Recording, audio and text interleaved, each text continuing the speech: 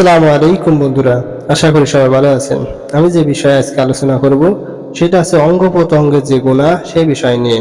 তো অঙ্গ প্রত্যঙ্গের যে 4টি গুনাহ আছে, যে গুনাহগুলো আছে 4টি 5টা 6টা এরকম যে গুনাহগুলো আছে, যে অঙ্গগুলো আছে সেই অঙ্গের প্রত্যঙ্গের যে গুনাহ সেই গুনাহ। তো অঙ্গে প্রত্যঙ্গের যে যে জিনার গুনাহ হয় সে গুনাহ সম্পর্কে আমি বলবো। প্রথম 1 নম্বরে যে 2 চোখের গুনাহ, যে একটা বেগানা মহিলা বা পুরুষের দিকে কুদৃষ্টিপাত করলে চোখের গুনাহ হয়। আর এই চোখের গুনাহ হচ্ছে অত্যন্ত ভয়াবহ গুনাহ। এই চোখের গুনার কারণে কিয়ামতের মাঠে, ওই হাসরের মাঠে চোখে গলিত সীসা ডালা হবে। 1 নম্বর কারণ চোখের গুনাহ। চোখের গুনাহ। দ্বিতীয় কারণ হচ্ছে গিয়ে কানের গুনাহ, যে কানে যে যৌন চাহিদা, উদ্দীপ্ত কথা শোনার কারণে যে গুনাহ হয় সেটা হচ্ছে কানের গুনাহ। কানে যে অশ্লীলতা কথাবার্তা যে বলা হয়, যে কথাবার্তা যে কানে শ্রবণ করা হয় কান দিয়ে, সেই গুনাহ হচ্ছে কানের গুনাহ হয়। এবার 3 নম্বরে গুনাহ হচ্ছে গিয়ে মুখের গুনাহ। মুখের গুনাহ হলো মুখ দিয়ে একটা মহিলা বা পুরুষের খারাপ কথাবার্তা বলা। এই খারাপ কথাবার্তা বলার কারণে যে মুখের যে গুনাহ হয়, এই মুখের গুনার কারণে জিহ্বা যে এই আছে ভয়াবহ শাস্তির কথা আছে, সেই ভয়াবহ শাস্তির জিহ্বায় লোহার কড়া দিয়ে জাহান্নামের ভিতরে ঝুলিয়ে রাখা হবে।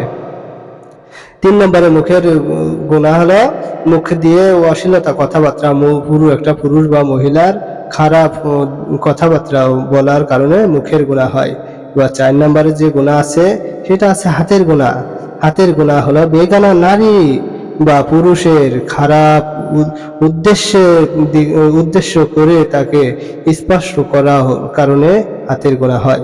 অর্থাৎ কোন একটা মহিলা কিংবা পুরুষ, বেগানা পুরুষ কিংবা মহিলা যদি কোনো পুরুষ কিংবা মহিলার দিকে খারাপ উদ্দেশ্য করে, খারাপ নিয়ত করে যে হাত বাড়ানো হয়, হাত দিয়ে স্পষ্ট করা হয় আর ওতে স্বাদ মনে মনে স্বাদ নিতে থাকে, সেটা আছে হাতের গুনাহ হয়।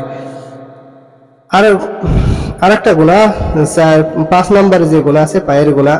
পায়ের গুনাহ হচ্ছে যে পায়ের যে জেনার গুনাহ হয় ব্যভিচারের উদ্দেশ্যে বেগানা মহিলা বা পুরুষের দিকে পা বাড়িয়ে অগ্রসর হওয়াকে পায়ের জেনার গুনাহ হয়। যে পা দিয়ে আমি এখন একটা বেগানা মহিলা কিংবা পুরুষের দিকে অগ্রসর হচ্ছে। এখানে মহিলা কিংবা পুরুষ উভয় যদি অগ্রসর হয় একটা বেগানা পুরুষ কিংবা মহিলার দিকে, আর ওই পা দিয়ে যখন আগানোর তালে থাকবে, তার দিকে অগ্রসর হওয়ার জন্য পা বাড়ানোর তালে থাকবে, এই জন্য পায়ের গুনাহ হয়। 6 নম্বরে হচ্ছে মনের জেনা। মনের জেনা হলো বড় জেনা। মনের জেনা হলো চাওয়া পাওয়া, প্রত্যাশা করা, অতঃপর লজ্জা স্থানকে সত্য বা মিথ্যা প্রতিচ্ছন্ন করে জেনার গুনাহ হয়। অর্থাৎ মনের জেনা হলো মনে মনে মনে ভাবা, একটা মহিলা একটা পুরুষের কথাবার্তা চিন্তা করা, যে অমুক এত সুন্দর ছিল, এত এরকম ছিল, আরে আমি ওকে পাইলাম না, পাওয়ার বেদনায় যে ছটফট করতে থাকা।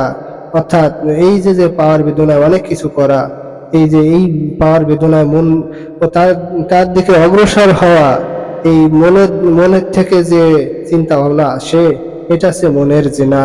এই মনের জিনার গুনাহ। তো আমি যে কথাবার্তা বলছি যে 6টা যে কারণ, এই 6টা কারণ আমি বললাম, যে অঙ্গ প্রত্যঙ্গের যে গুনাহ, সেই গুনাহগুলো আমি বললাম। যে ভাই বোনেরা আছি, এই অঙ্গ প্রত্যঙ্গের যে ভয়াবহ গুনাহ, এর থেকে বেঁচে থাকা দরকার। চোখের গুনাহ, হাতের গুনাহ, পায়ের গুনাহ, এই মনের গুনাহ, কানের গুনাহ, এই যে ভয়াবহ গুনাহ, খালি জিনা করলেই যে জিনার গুনাহ হয় না, এই অঙ্গ প্রত্যঙ্গের যে জিনার গুনাহ হয়, সে থেকে বাঁচার জন্য আল্লাহর কাছে তওবা করব। আর যাহাতে করে এই অঙ্গ প্রত্যঙ্গ দ্বারা কোনো জিনার গুনাহ আমাদের না হয়। আর এই জিনার গুনাহ যে কত বড় ভয়াবহ, কিয়ামতের মাঠে আমাদের যখন জিজ্ঞেস করা হবে যে তুমি জিনার গুনাহ করেছো, অনেক করেছো, যদি আমরা বলি যে না আমি জিনার গুনাহ করিনি, তখন বলবে তোমার হাতের গুনাহ আছে জিনার, চোখের গুনাহ আছে, পায়ের গুনাহ আছে, মনের গুনাহ আছে, এই জন্য তোমাকে আমি জাহান্নামে নিক্ষেপ করলাম। তুমি তওবা করনি, এই যে গুনাহগুলো করেছো এই গুনাহ থেকে তওবা করনি, ফিরে আসনি, এই জন্য তোমাকে জাহান্নামে নিক্ষেপ করা হলো, তুমি জাহান্নামে চলে যাও। তখন কি উভয় হবে? এই জন্য বলছি যে মা বোনেরা আছি, ভাইয়েরা আছি, বাবারা আছি, এই সমস্ত মনের যে গুনাহ আছে, অঙ্গ প্রত্যঙ্গের যে গুনাহ আছে, এই গুনাহ থেকে বেঁচে থাকলে আমাদের জাহান্নাম থেকে মুক্তি পাওয়া যাবে। আর যদিও আমরা করে ফেলেছি, এই জন্য এই জিনার যে ভয়াবহ গুনাহ আছে, এই গুনাহ থেকে বেঁচে থাকার জন্য আল্লাহর কাছে তওবা করতে হবে, যাহাতে করে আমাদের যে অঙ্গ প্রত্যঙ্গের যে জিনার গুনাহ আছে এর থেকে আমরা বেঁচে থাকতে পারি। যাই হোক, যে বিষয়গুলো আমরা লক্ষ্য রাখবো যে আমাদের যে শরীরের অঙ্গ প্রত্যঙ্গের যে গুনাহ আছে সে গুনাহের কথা চিন্তা করে বাকি জিন্দেগি পরিপূর্ণভাবে যাতে চলতে পারি, ফিরতে পারি, আল্লাহর কাছে তওবা করে, সমস্ত মা বোনের আছি, ভাইয়েরা আছি, বাবারা আছি, আল্লাহর কাছে তওবা করে সমস্ত গুনাহ থেকে বেঁচে থাকার আশা রাখবো। আর আল্লাহর কাছে ক্ষমা প্রার্থী করবো, যে ক্ষমা চাইবো, যাহাতে করে আমাদের বাকি